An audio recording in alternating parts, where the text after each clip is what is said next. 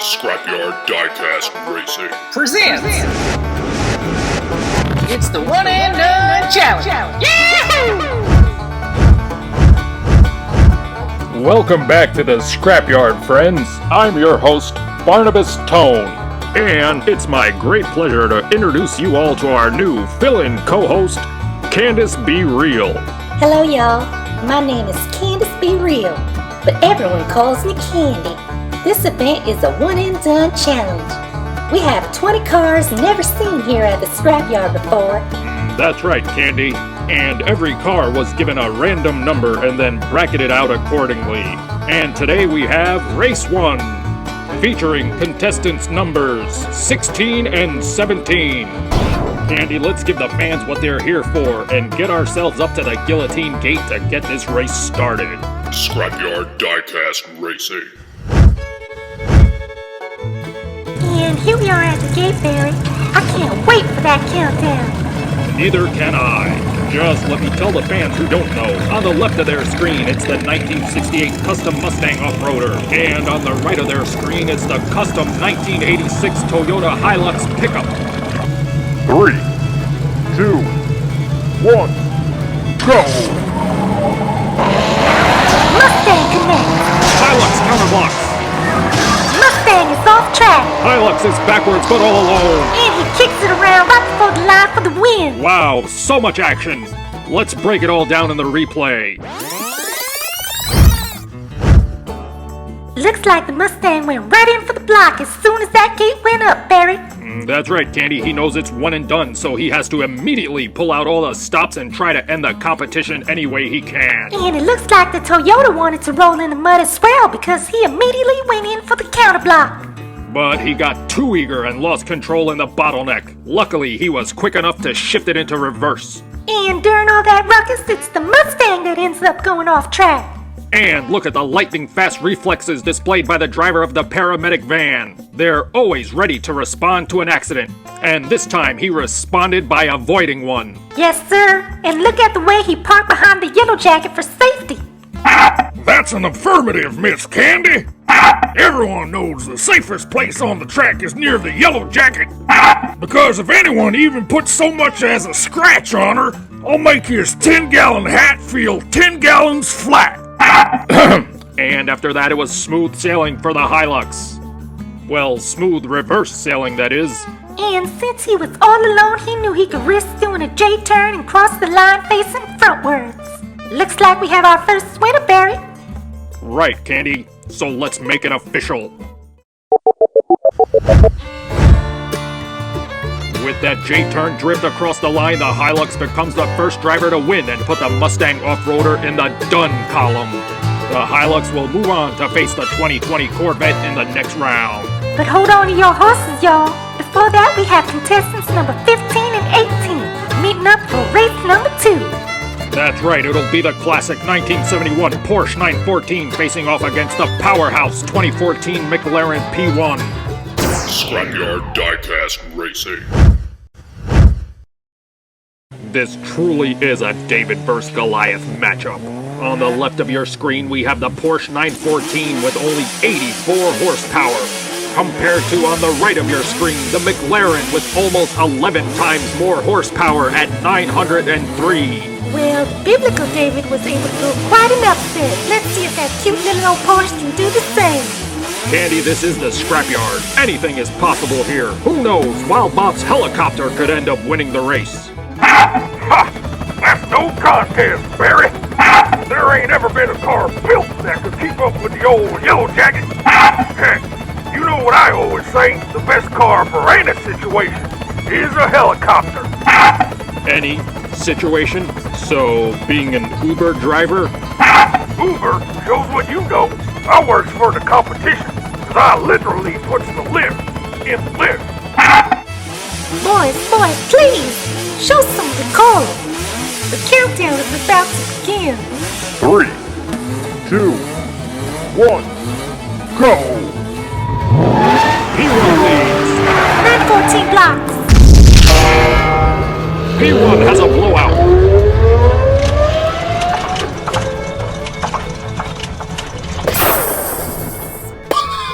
His engine is done. 914 across the line. I don't believe it. David has taken down Goliath. I needs to see that again in the replay.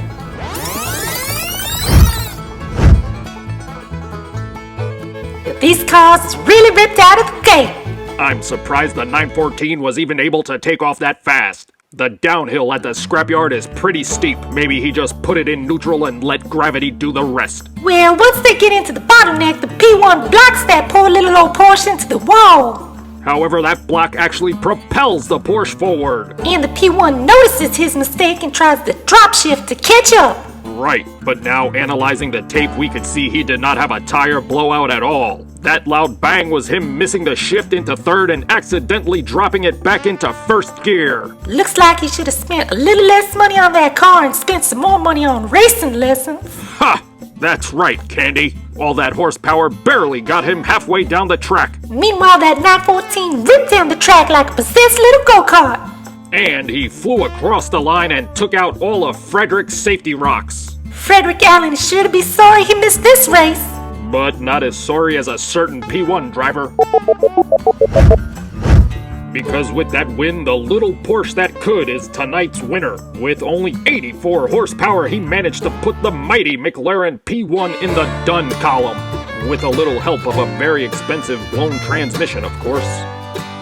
And the next time that 9 little 14 cutie races, it will be against that Italian Alfa Romeo Giulia. But before then, we'll see the face-off between contestants number 13 and 20 in Race 3, where the 2010 Infiniti G37 Coupe takes on the 2016 Lamborghini Centenario Roadster. Scrapyard Diecast Racing. On your left, we have the V6 330 horsepower Infiniti G37. And on your right is the Lamborghini with a 6.5-liter V12 packing a whopping 759 horsepower and 509 pounds of torque. What's also noteworthy is the Lamborghini is the first ever convertible to take the scrapyard track. So let's hope he can keep the shiny side of his car up. Don't worry, Candy, that's why we always have the safety crew and Wild Bob on standby. Plus, he's wearing a helmet. I ain't wearing no helmet. I was talking about the Lamborghini driver. He's not on the safety crew. I never said he was on the safety crew. Oh, never mind, just start the countdown. I don't do the countdown. I wasn't talking to you. Well, the Lamborghini driver can't do it neither. That'd be cheating. Now I don't even know what I was talking about. Boys, settle down now. The officials are starting the countdown.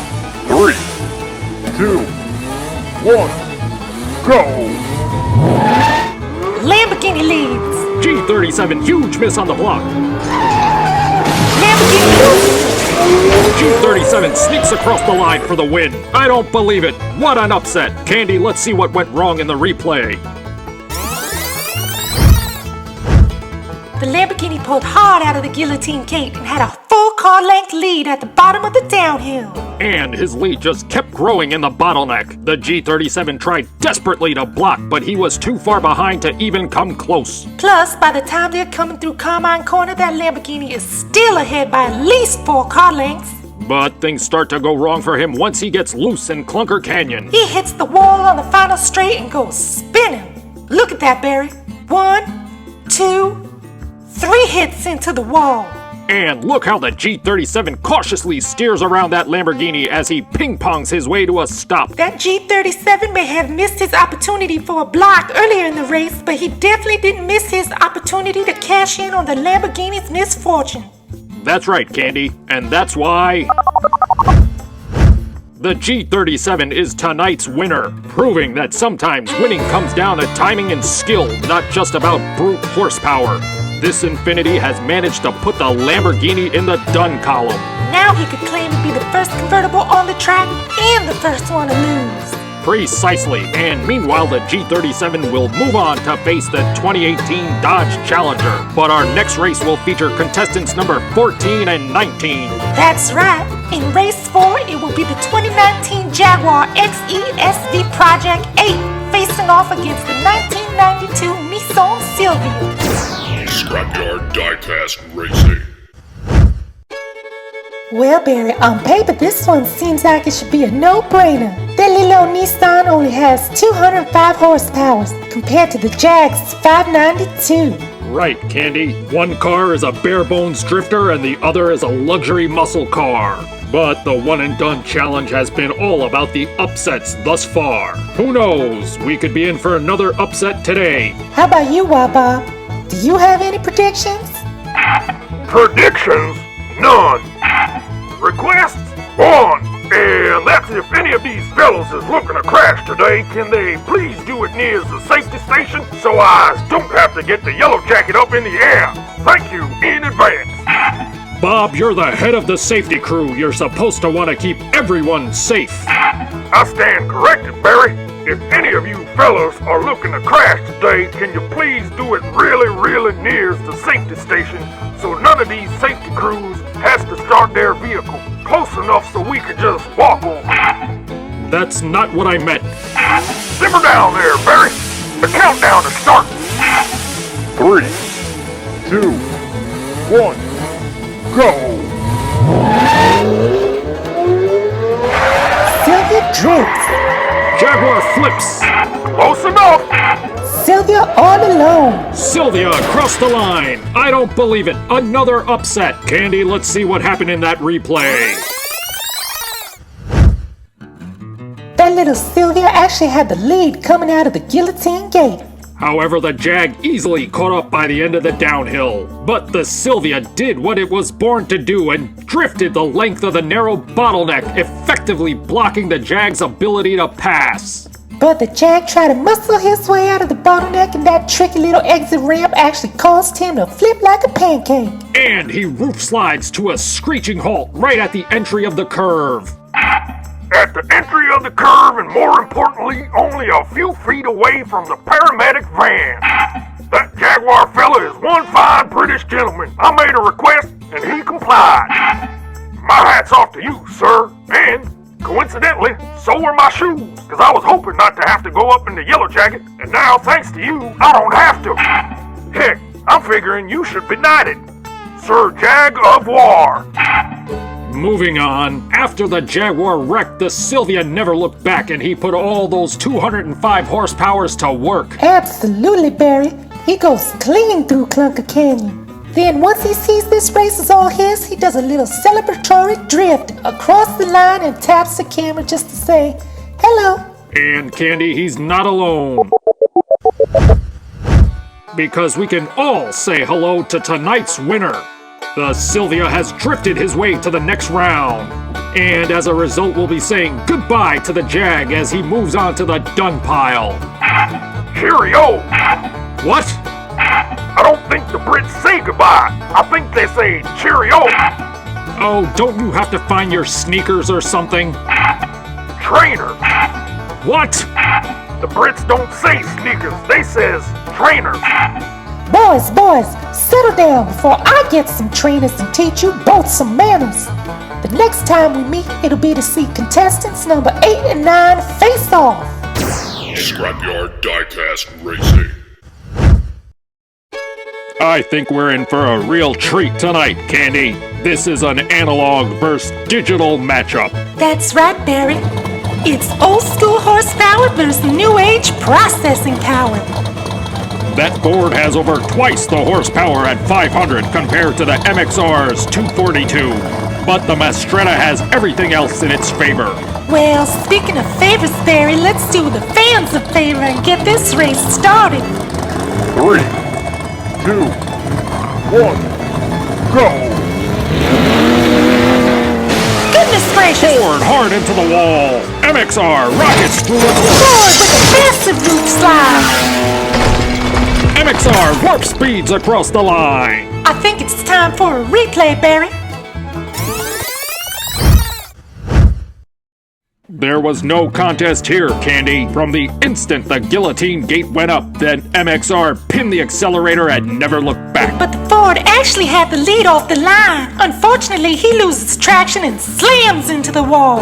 As hard as that hit was, I'm surprised he didn't go through the wall. But it was hard enough to send him upside down and across the track. Luckily, he was wearing a helmet, but look at the way the MXR burns through the bottleneck and Carmine Corner. He's like a wire-guided missile. And that poor little old hot rod finally comes to a screeching halt on his head.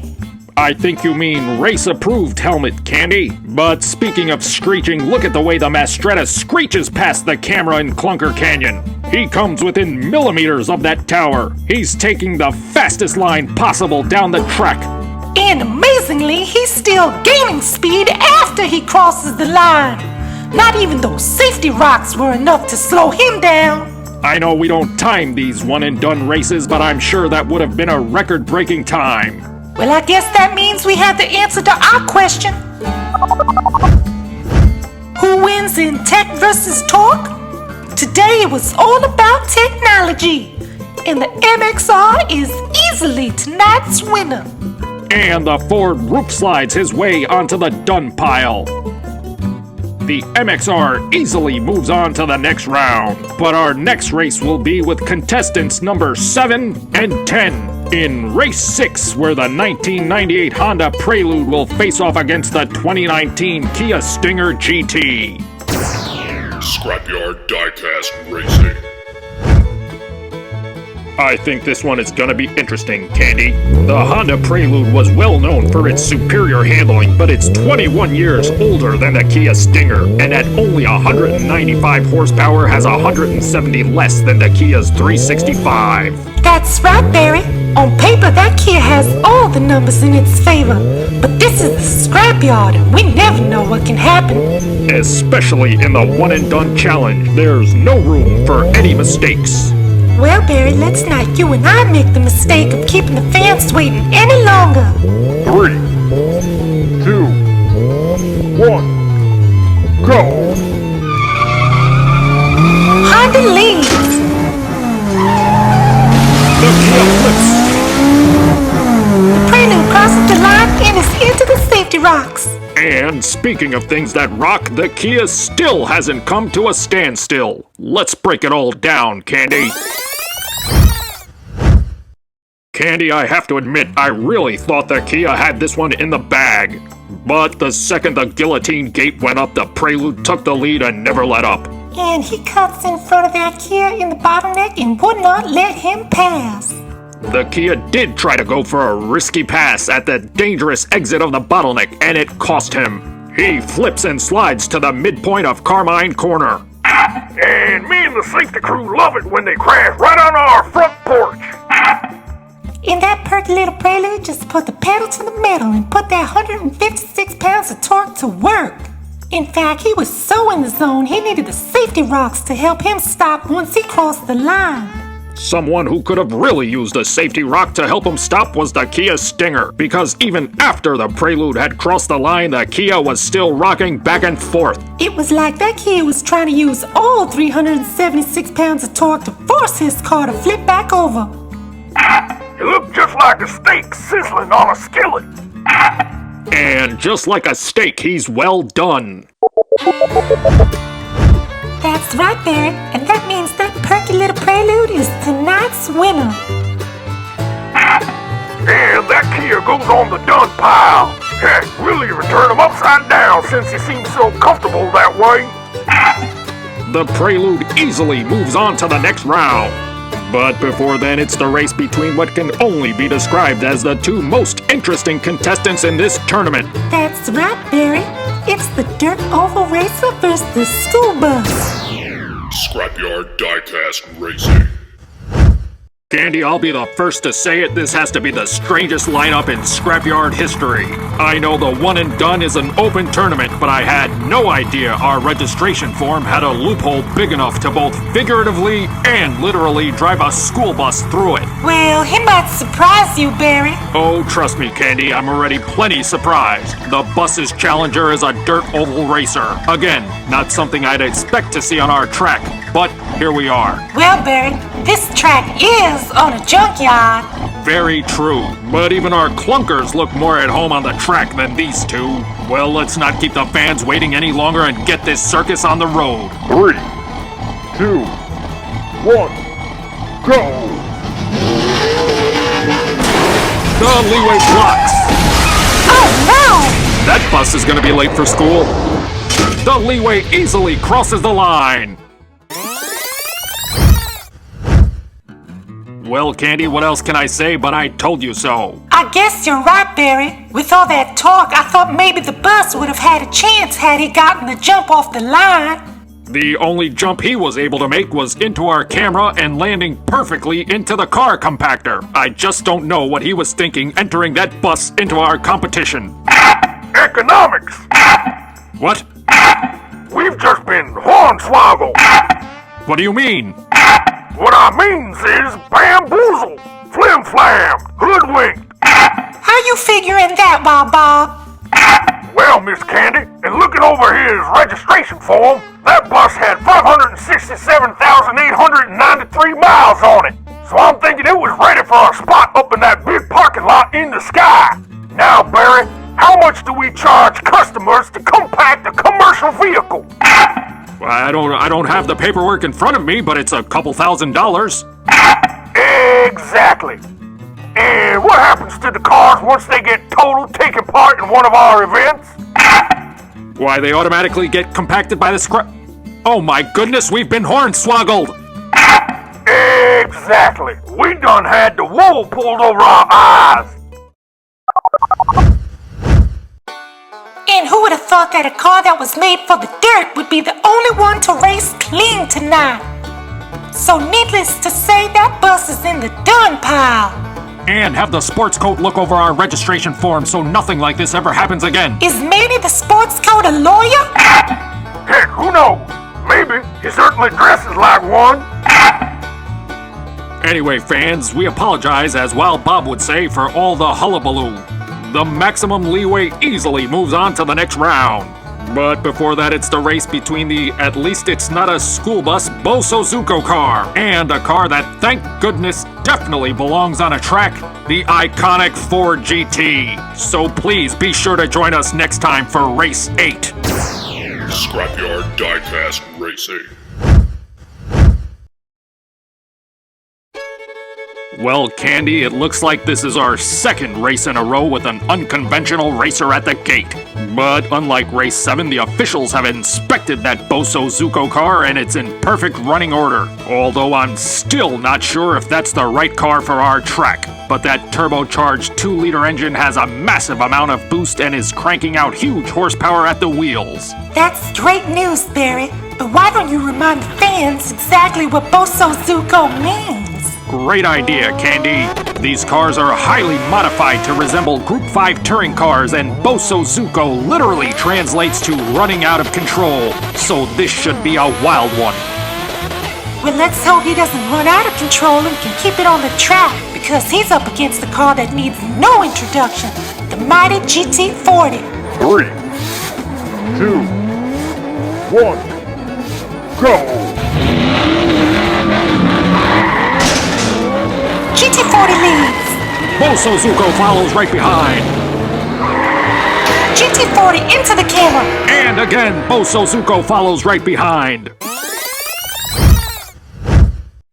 Well, Candy, I'll admit I didn't think that Boso Zuko was right for our track, but he actually put on quite a race. I thought he'd flip for sure with that giant air splitter up front, but he hugged the scrapyard track like a Formula 1 car. He might have stood a chance had he pulled a different number in this tournament. But up against the GT40, he never stood a chance. Even still, he kept up remarkably well. Barry, if I may, I thought that boy lived right up to his name. Cause while I was sitting here in the yellow jacket watching, I said, boy, sure can go. What are you talking about? You said that little red one was called Boy Sure Can Go. And boy, did he go. That's not what I said at all. I said Boso Zuko. Boso Zuko. Oh, God bless you. You know I can fill in as host if you're a little under the weather. I didn't sneeze, I said Boso. Oh, never mind. I'm hanging up. Boys, please! Can we talk about how the GT40 came roaring down the track so fast that the only thing that could slow him down was our camera tower? And the Boso Zuko was so laser focused on chasing him that he followed him straight into the camera tower as well. But unfortunately, he could not follow him into the winner's circle. There's only one winner tonight, and it's the mighty GT40. And that unfortunately moves our other contestant onto the done pile. That's right, Candy. But he put on such a great race, he may have even convinced me to give unconventional racers another look. However, that GT40 easily moves on to the next round. But before that, we'll see the race between the 2020 Corvette and the custom Toyota Hilux. So please be sure to join us next time for Race 9. Scrapyard Diecast Racing. Well, Candy, this is quite the matchup. A stock Corvette versus a custom truck. At first glance, this race should be a cakewalk for the Corvette. But the big unknown is, what does that truck have under the hood? He had an easy time taking out that Mustang monster truck back in race 1. But this Corvette is the polar opposite of that monster truck. This Corvette was built to do one thing, and that's to go fast. It looks like the safety officials also like to go fast, because they just gave us the thumbs up to get to that countdown. 3, 2, 1, go! Corvette leads. The truck loses it. Wow, did you see that? Let's review it in that replay. Well, Barry, looks like you were right. That was a cakewalk for that Corvette. But that didn't stop the Hilux from trying to take a bite out of that cake. He immediately goes for the block once the guillotine gate goes up. But that Corvette was faster than a greased pig. That truck had no chance. He missed the block, went hard into the wall, and was never able to recover. And by the time he went into Carmine Corner, he was shiny side down. And came to a scraping halt right in the safety crew's backyard. Heck, that's a Toyota Hilux. Those dang things are near indestructible. I reckon all those dents will bluff right out. Well, Bob, I don't think that's how buffing works. Oh, never mind. Let's just focus on how the Corvette tore down the straight so fast he actually shook the finish line cam as he went by. Just like that truck's chances of winning. What? You said went by, and that truck's chances of winning went by. As in, bye-bye. You know what, Wild Bob? For once, I actually agree. With that cakewalk of a win, the Corvette easily is tonight's winner. And like Wild Bob said, that Toyota's chances of winning went bye-bye, and he moves on to the done pile. The Corvette moves on to the next round, eliminating the last truck in our tournament.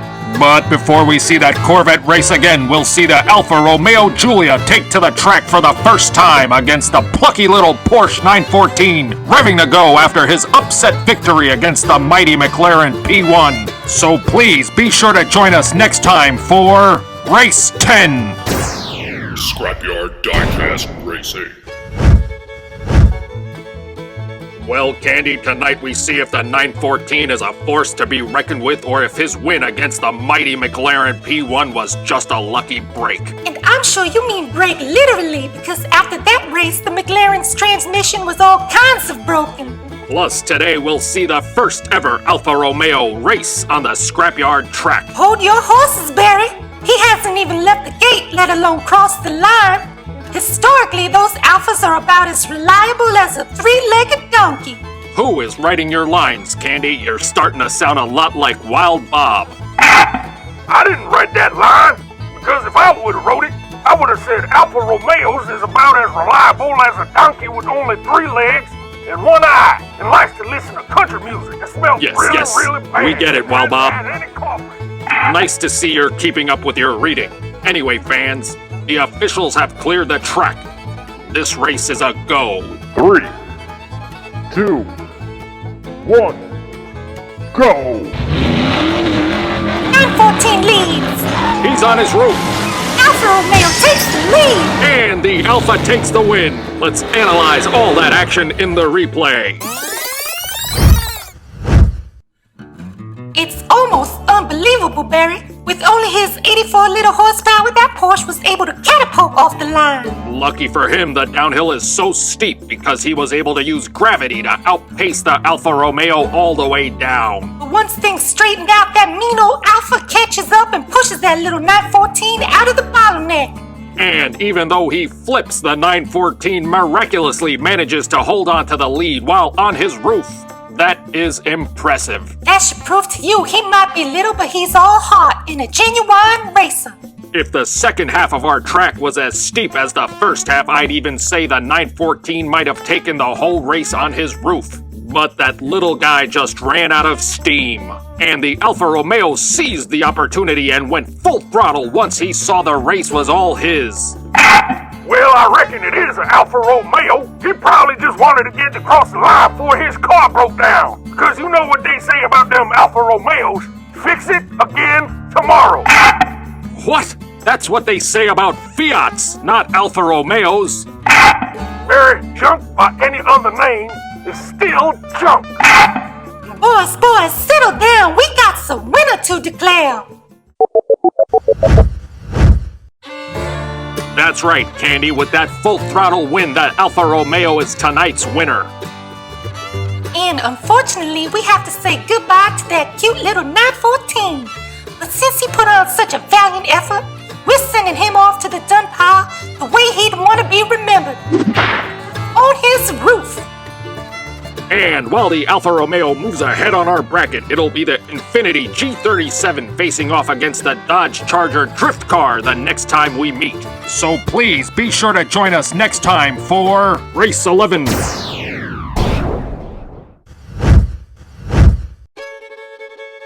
Barry, it looks like we have two pretty evenly matched races today. Perhaps on paper, Candy, but one is designed for comfort and the other is built for drifting. Just look at the size of the wing on that Dodge. Maybe he's coming prepared because he's seen how many races have flown off our track at Carmine Corner. Well, let's hope he has also prepared for the Infiniti's extra 60 horsepower advantage. If that G37 manages to take it off the line, it might not matter how well the Dodge can drift around that turn. Well, how's about you, me, and the fans get prepared to get this countdown started? 3, 2, 1, go! Dodge misses the block. He's in reverse!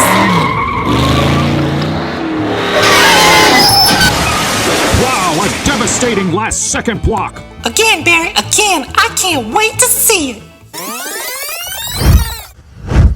As predicted, Barry, these cars are as evenly matched as kissing cousins. However, as the Infiniti G37 eked out the slightest lead, the Dodge took a gamble by going in for the block at the opening of the bottleneck, but he went spinning out of control instead. He missed that block harder than Wild Bob misses his first pony. Good old Sugarfoot. She'll never be forgotten.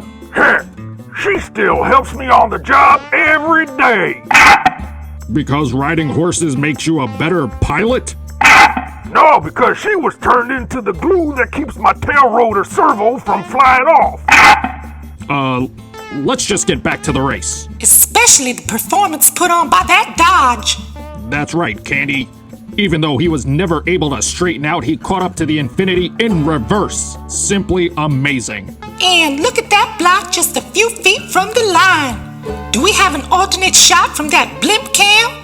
Well, yes we do. Just look at that. He knew he had to risk it all, delivering a devastating block and using the safety rocks to bring him to a stop at the end of the line. Who would have thought? Using rocks as a safety device. Me, Frederick Allen Settle, that's who. I thought of it. What are you doing here, Al? You're supposed to be busy with our other tournaments. Hey, do I get paid overtime for this phone call? No. If anything, we should dock you pay for wasting our time. Boys, please! We got some winner to declare! That's right, Candy. With an amazing backwards win, the Dodge is tonight's winner. I know we're supposed to be impartial, Barry, but I think that Dodge has what it takes to go all the way. Well, we don't know how far the Dodge will go, but we know the Infiniti G37 is going no further than the dun pile.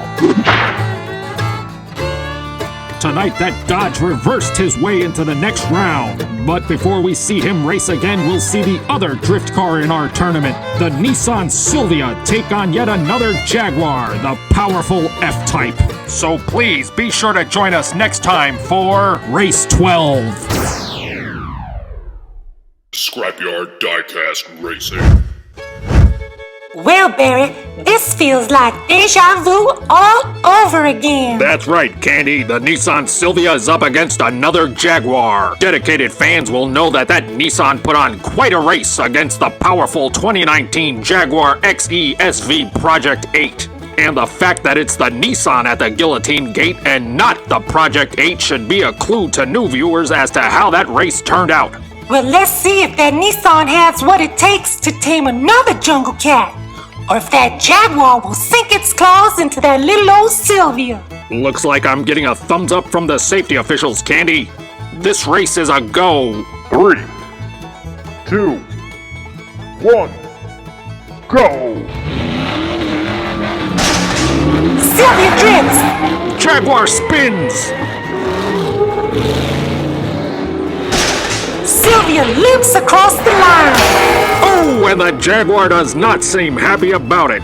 Just a little contact there after the bell. Candy, let's see what happened in that replay. That little Silvia actually had the lead out of the Guillotine Gate. And he used that lead to get an early block in on the Jag. And again, he does what that car was built to do and drifts the length of the bottleneck, effectively blocking the Jag's ability to pass. And that's exactly what he did in race 4 against the other Jag. And the Jaguar F-Type didn't do himself any favors by going into Carmine Corner in reverse. And that little Silvia never looked back and just kept increasing his lead. The Nissan was out of Clunker Canyon before the Jaguar was anywhere near it. And would you look at that? This time the Silvia did look back to see how big his lead was and couldn't maintain control of his vehicle. That's right, Candy. He scrapes the wall and then hits the edge of that metal barrier hard enough to conk out. Luckily, he was able to crawl his way across the line. And I guess knowing he already lost, the Jag took some time to turn himself around so he could cross the line going frontwards. Or maybe he saw that the Silvia was disabled and wanted to get in one last shot to finish him off as he crossed the line. And that ain't very hospitable like Barry, because at the end of the day, it was all for nothing. Because that little Silvia just skinned himself another Jaguar. Those animal rights groups better never find out how many big cats that Nissan has put down, or they'll put him on the dung pile for good. Candy, there's only one person going to the dung pile tonight. And it's the late-hitting, dirty-playing Jaguar. And hopefully that Silvia can get his car up and running because he's off to the next round where he'll face the legendary GT40. But before that, we'll move on to our first quarterfinal race when the Corvette takes on the Mastretta MXR. So please be sure to join us next time for Race 13. Scrapyard Diecast Racing. Well, Candy, here we are, the first quarterfinal race of the One and Done Challenge. And it's been quite the tournament thus far. Barry, I can't believe for my first time co-hosting, I get to be part of such a momentous event. Agreed. This was our first ever open tournament, and while we've had some rather unconventional participants, I'm thrilled that we've finally gotten to the point where only the big boys remain. Just look at that lineup. The Corvette on your left and the Mastretta MXR on your right. Those are some pretty looking cars, Barry. But now that the officials have cleared the track, let's see if they can run as good as they look. 3, 2, 1, go! They're even. Big crash in the corner. Corvette all alone. He's across the line. Let's get a second look at that action in the replay. What a way to kick off the quarterfinals. Both of these boys rocket out of the gate. They shoot down that downhill even Steven. But once they get into the bottleneck, this race turns into a paint-swapping free-for-all. And somehow the Corvette gets turned around and delivers a reverse race-ending block to that Mastretta. He goes right into the safety station. They haven't even needed to leave that safety station one time. Almost every single wreck in this tournament has been right at the safety crew's front porch. That's right. I don't even remember when was the last time Wild Bob has gotten that yellow jacket into the air. You know what? Why don't we ask? Bob, Wild Bob, do you copy?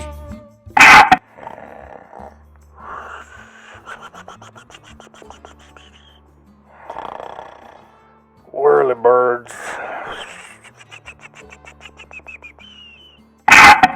Is that snoring? Is the head of our safety crew asleep? Does he even dream about helicopters? Well, it looks like Wild Bob is already on the dun pile. Let's not get ahead of ourselves, Candy. There's only one person going to the dun pile tonight, and unfortunately, it's not Wild Bob. After the vet delivered that race-ending block, he continues through Clunker Canyon in reverse. And knowing he's all alone and has all the time in the world, just after the clunker cam, he spins himself around to cross the line facing forward. And taps the camera just to say, hello. And with that front-facing win, the Corvette put on a clinic on how to effectively block and win. Plus, he kicked off these quarterfinals with a bang. Actually, Candy, it was the Mastretta that delivered the bang. Right into the safety station. Well, that bang wasn't too loud because it didn't even rustle Wild Bob.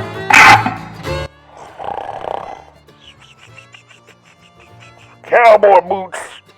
Yes, sir, he's still counting sheep. Anyway, Candy, while the Mastretta has had some great races in this tournament, the only place he'll be racing now is up the dun pile. Meanwhile, the Corvette has secured his spot in the semifinals. But before that, join us next time for Race 2 of the quarterfinals, where the Alfa Romeo faces the Honda Prelude. So please be sure to join us next time for Race 14. Scrapyard Diecast Racing. Well, Candy, here we are. The second quarterfinal race of the One and Done Challenge. This should be quite the race. Agreed. This is really the first time either of these two racers are facing any real competition. The Alfa Romeo got here by beating that plucky little 84 horsepower Porsche 914. And the Prelude outhandled that Kia Stinger for an easy victory. It should be a really exciting face-off between these two coupes. Coupe! Excuse me? That's for our international viewers. They don't says coupe. They says coupe. Well, why don't you go back to whatever chicken coupe you got loose from, because we're trying to start a race. Boys, please, settle down. The countdown is starting. 3, 2, 1, go! Prelude blocks. Alpha in reverse. Hello. The Alpha stalls. This one is all over. They get off the line pretty evenly, but then that VTEC kicks in and the Prelude keeps pulling ahead on the way down the downhill. Then that Prelude blocks that Alfa Romeo hard as they leave the bottleneck. That's right, Miss Candy. And lucky for him, we installed that safety wall coming into Carmine Corner, or he would have definitely gone off track. Well, that might have kept him on track, but it did not keep him from pointing in the right direction. While he was able to shift in reverse, it seems like that block did more damage than he thought, because he stalls out halfway down the final straight, and all his hopes and dreams were cut short. Couped! What? His chances for winning were couped short. That means cut. Well, I'm gonna coupe your microphone. Boys, let's get back on track, literally. And let's talk about how that Prelude raced across the line and is yet another racer who taps the finish line camera just to say, hello. Well, Candy, that prelude won't be the only one saying hello to us. He'll also be saying hello to the semifinals because as tonight's winner, he's secured his spot in the next round. And to everyone else on that gun pile, the Alfa Romeo's gonna be saying, hello. Ciao! What? Well, figuring on how that Alfa Romeo is Italian, I'm reckoning that's how he'd say hello. Italian now? What happened to the French? What? I wasn't speaking French before. I was speaking Canadian. You know what? I can't even get into this. There's not enough time. And speaking of time, I hope y'all will join us next time as we move on to race 3 of the quarterfinals when the third racer faces the drift car. Well, Candy, here we are. Race 3 of the quarterfinals.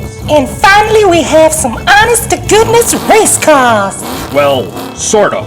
One is meant to go sideways in the mud, and the other one is meant to go sideways everywhere else. And don't forget, Barry, that Leeway's performance surprised all of us last time, but he was up against a school bus with over 500,000 miles. Come on, Swoggle. Please, let's not go back there. Let's instead focus on how the Dodge also put on a great performance taking out the G37 Coupe. Coupe! Boys, please! Let's not go back there either. The countdown is starting. 3, 2, 1, go! Leeway leads. But he loses it. Leeway still leads. But he loses it again. And the Dodge is across the line and just kisses the finish line cam to say, hello. Look at how that lightweight Leeway gets the jump off the line. Candy, he has half a car length lead into the bottleneck and goes for the block. And Barry, that's where being a lightweight worked against him. That's right, Candy. The heavier Dodge just muscled his way through, sending the Leeway spinning against him. But that quick-thinking Leeway shifted himself into reverse and was able to hold on to that lead. Unfortunately, he could not hold on to that lead long, because without a back window, he had no idea where he was going and came to a scraping halt along the outer wall of the final straight. In living up to the name of his car, that Dodge met the challenge and crossed the line for the win. Well, Candy, maybe that challenger should change his name to Dodge Semi-Finalist because he just secured his spot in the next round. And while that little old Leeway put on quite a performance, we'll have to say goodbye to him as he goes on the dung pile. But who knows, maybe he'll be back at the scrapyard someday if we ever host a mud bowl. Well, Candy, that mud bowl will have to wait because right now the Dodge wins his way into the next round and we have one last quarterfinal race to decide. That's where we'll see another drift car, the Nissan Silvia, take on the legendary Ford GT40. Scrapyard Diecast Racing. Well, Candy, here we are, the last race of the quarterfinals. I really don't know what to say about this one, Barry. Just that little old Sylvia has surprised everyone in this here competition. That's right, Candy. I've said it since the pre-show. If this was a drifting challenge, that Sylvia would be the hands-down favorite. But tonight he's facing the Ferrari Crusher. That's right, the legendary Ford GT40. The officials have cleared the track, Barry. Let's get this race started. 3, 2, 1, go! They're even. The Sylvia loses it. He's in reverse. Ford against the wall. The Sylvia barely takes it. I don't believe it. Barry, that was so close, I needs to see it again in the replay. I can't believe what we just saw. The Nissan Silvia actually keeps up with the Ford all the way down the downhill. But then, Barry, that Sylvia loses it coming into the bottleneck, and he actually manages to save it by shifting himself into reverse. And halfway through Carmine Corner, he was actually able to catch up to the Ford GT40. Plus, he was tail first, tailing that Ford through Clunker Canyon. And unfortunately, the Ford scrapes along the inner wall of the final straight and just clips the corner of the final metal barrier, giving the Sylvia the smallest opportunity to not only pass, but to win. It was so close. Do we happen to have a shot from our blimp cam? As a matter of fact, Candy, we do. Take a look at this. The Nissan not only crosses backwards, but wins by barely a bumper. He did that on purpose to live up to his name. What? What are you talking about, Wild Bob? Like I said, he was living up to his name. Cause everyone knows that Nissan spelled backwards is still Nissan. What? No, it's not. It's Nissan. It's San. Now you listen here, Barry. I know we's is friends and co-workers, but you still's gotta shows me some respect. No one, and I means no one, gets to call me son except my pappy, Wild Bob Sr.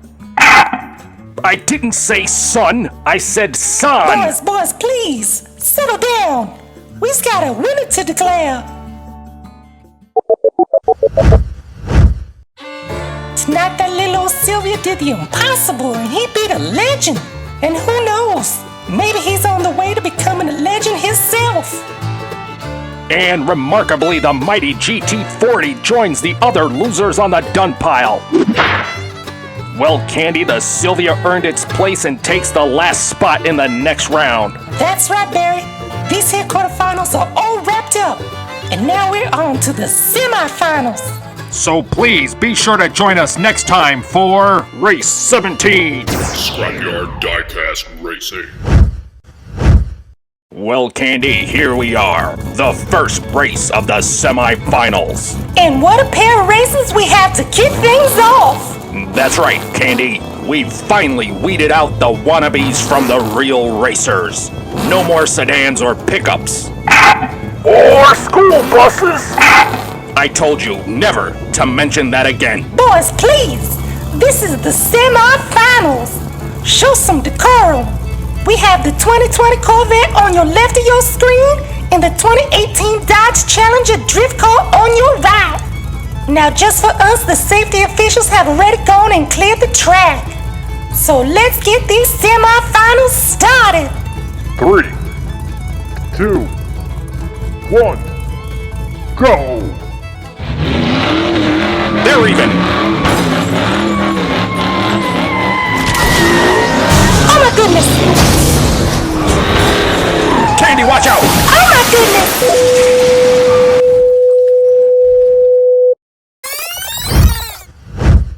Ladies and gentlemen, we apologize. That was total pandemonium. Let's see if we can make heads or tails out of what just happened. Barry, everything started out normal enough. They both got a nice jump off the line, and were even Steven on the downhill. Even though there was some light paint swapping in the bottleneck, things still seem normal. But once they're making their way out of Carmine Corner, that's when things go off the rails. Literally. We can see in this shot from the finish line cam that after Carmine Corner, the Corvette flew off the track and went into the camera in Clunker Canyon, causing it to lose its signal. Then the Corvette goes wildly off course and comes to a crashing stop. Meanwhile, the Dodge is able to hold on, but also gets loose after the finish line. In this tournament, we've had lots of racers kiss the camera just to say hello. But because of this Dodge, the only thing we'll be saying to the finish line cam is goodbye. Well, neither of us got hurt in the accident, and that's the main thing. Well, what about the drivers? Is they okay? They won't be okay once they see the bill for repairs to those cameras. It's looking like their bank accounts is gonna end up on the dun pile too. Exactly. Again, boys, please settle down. We've got a winner to declare. Tonight that Dodge is technically the winner, but along with his ticket into the finals, he'll also be getting a bill for that finish line cam. And yet he's still better off than that Corvette. He crashed his car, ruined our camera, and he'll be the first racer on the dun pile with a camera bill to pay. Well, Barry, I got to say, this was one crazy way to start the semifinals. That's right, Candy. That Dodge has crashed his way into the finals, and the next time we meet will be to decide who'll be joining him. So please be sure to join us next time for Race 18. Scrapyard Diecast Racing. Well, Candy, here we are. Race 2 of the semifinals. This is a big race, Barry. That's right, Candy. The winner of tonight's race will face the 2018 Dodge Challenger drift car in the finals. Then let's not waste any more time, Barry, and introduce today's racers. On your left, we have the 1992 Nissan Silvia S13. This car has been in the One and Done Challenge since round 1. And his journey wasn't a ride in the park. Correct. He beat not only one, but 2 Jaguars. And then he also took out the legendary Ford GT. And on your right is another car from the 90s. Right, Candy. It's the 1998 Honda Prelude. While he was a round 2 entry, he still had some formidable competition, the Kia Stinger and the Alfa Romeo Giulia. Well, Barry, let's stop all the jabbering and get this race started. 3, 2, 1, go! They're even. Sylvia crashed. Prelude is all alone. He's got this one all wrapped up. Oh, look out, the safety trees. Well, Candy, they got off the line and went down the downhill pretty evenly. But things got hairy and wild in the bottleneck, Barry. In every race since round 1, the Silvia used that drifting block to his advantage, but it proved completely useless against that Prelude. Absolutely, Barry. That 98 Prelude is equipped with super handling, and boy, did he use it in this race. That's right. As the Silvia came to a crashing halt in Carmine Corner, that Prelude took that turn like he was on rails. And he was accelerating all the way through Clunker Canyon, and then the final straight. And unfortunately, he got loose after the line and went into that tree. Well, I'm thinking he done that on purpose, Barry. He must have seen the bill them other fellas got in our last race for crashing into the cameras. So he tried to steer as clear from the finish line cam as humanly possible. Sadly for him, that car comes with super handling instead of super brakes. Well, one thing that is super wild, Bob, is I think we could finally declare a winner of tonight's race. With that near-perfect run, the Prelude is well-deservedly tonight's winner. And while that Silvia proved you don't have to be a supercar to make it to the semifinals, the Prelude proved it a little better. So we'll have to say goodbye to the S13 as he moves on to the done pile. The Prelude is moving on to the finals. I can't believe we only have one little old race left. And it's going to be the race to decide it all. So please be sure to join us next time for Race 19. Scrapyard Diecast Racing. Presents. It's the One and Done Challenge. Yahoo! Welcome back to the Scrapyard, friends. I'm your host, Barnabas Tone. Today we have Race 19, the finals. And with me tonight is our fill-in co-host, Candice B. Real. Hello, y'all. It's Candy. Everyone should know me by now, but what's really exciting is for the finals, sitting with us is the original Scrapyard co-host, Freddie Allen Settle. Whoa, whoa, whoa. No one calls me Freddy. Freddie, I love it, Al. Look, you either call me Al, or I go from special guest to special gone. Okay. Settle down, Al. No need to get excited. Unless it's about the finals, then there's plenty to be excited about. That's right, Candy. We started with 20 cars and we're down to the final 2. Why don't we learn a little bit more about each finalist? Up first we have contestant number 7, the 1998 Honda Prelude. It has a near bulletproof 2.2-liter dual overhead cam 16-valve VTEC inline 4 with 195 horsepower and 156 pounds of torque. followed by contestant number 4, the 2018 Dodge Challenger RT Drift Car. Unlike the monstrous Hellcat, this Challenger only has a 3.6-liter V6, but it still has a respectable 268 horsepower and 305 pounds of torque. Candy, let's give the fans what they're here for and get ourselves up to the guillotine gate to get this race started. Scrapyard Diecast Racing. This is the big race, Barry. That's right, Candy. It's the finals. Then let's not waste any more time, Barry, and introduce today's racers. Both of these finalists have survived this tournament since round 2, and they both took out some fan favorites along the way. On your left, we have the super handling equipped 1998 Honda Prelude. And on your right, it's the sideways racing 2018 Dodge Challenger drift car. Well, gentlemen, let's stop all the jabbering and get this race started. 3, 2, 1, go! They're even. Preludes in reverse. Wow! Awesome! Oh, hello. It's pandemonium. Barry, I need to see that replay. Sugah, I think we all do. Hello. Albert Dollies Jr. here. Recently, blokes have been cracking on about cricket. Not the jolly old sport of gentlemen, mind ya. Rather, they's been nattering on about eating them, like they is food. So we here at the old scrapyard came up with this shirt we has, and look at that. Ain't that just a thing of beauty?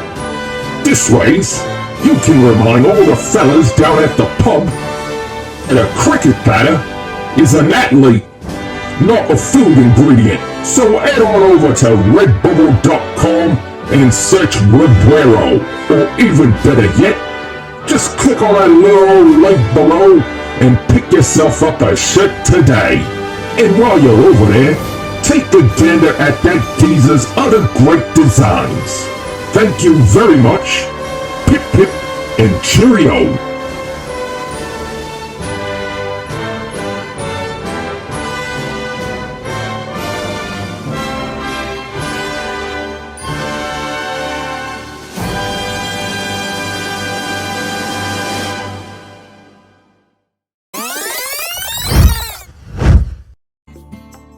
Well, fans, you can clearly see how these two made it to the finals. They are both hard on the gas once that guillotine gate goes up. And immediately the Prelude starts inching into that Challenger's lane. But that Challenger isn't having any of that. He goes wide and tries to come in for a block of his own. The Prelude is equipped with super handling, and he just shakes off that block and goes into Carmine Corner in the lead. Meanwhile, that Dodge is working overtime trying to apply the pit maneuver. And he ends up sending himself into the pit. The pit of clunkers, that is. And it was glorious. As I always say, if you're gonna go out big. Look at that. He's spinning like an old record and only comes to a stop halfway down the final straight. Barry, please tell me you have that from a different angle. Well, as a matter of fact, we do, Al.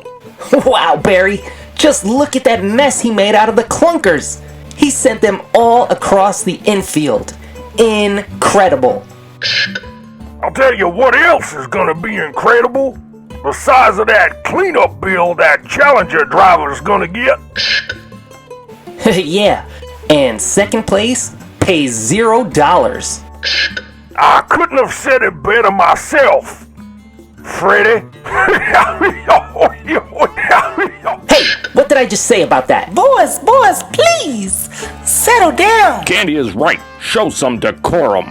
Let's concentrate how the Prelude avoided all that calamity and managed to cross the line in reverse. And like seemingly everybody else in this race, he just kissed that finish line cam just to say, hello. And the finish line cam isn't the only thing that the Prelude will be saying hello to. because as tonight's winner, he'll be saying hello to the title. And while he put on a spectacular display of driving, the Dodge will be the final racer to join the Dun Pile. This was the Scrapyard's first open tournament with 20 random cars. And not only did the 1998 Prelude just beat them all, he did it in reverse. Al, I'm getting a message from Wild Bob that he's down with the new champ at trackside. Take it away, Bob.